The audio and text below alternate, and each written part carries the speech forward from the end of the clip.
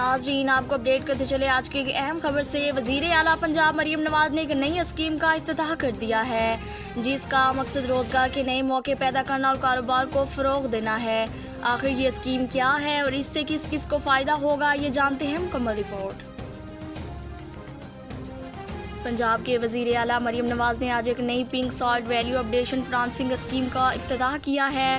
اس منصوبے کا مقصد پنجاب کے گلابی نمک کی صنعت کو جدید بنانا، برآمدات میں اضافے کرنا اور نئے کا روزگار کے موقع پیدا کرنا ہے۔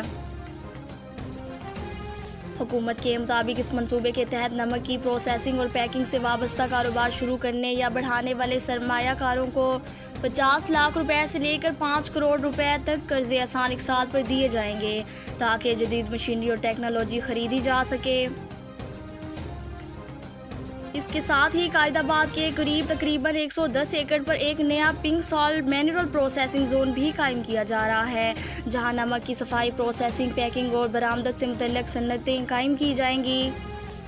حکام کا کہنا ہے کہ اس منصوبے سے ہزاروں افراد کے لیے روزگار کے نئے موقع پیدا ہوں گے اور پاکستان کی برآمدات میں بھی اضافہ ہونے کا توقع ہے۔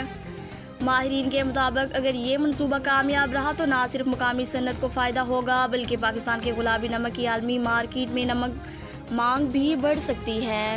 فی الحال اس خبر میں اتنی ہی تفصیلات سامنے آئی ہیں۔ جیسے اس حوالے سے کوئی نئی پیش رفت سامنے آئے گی آپ کو فوری آگاہ کیا جائے گا۔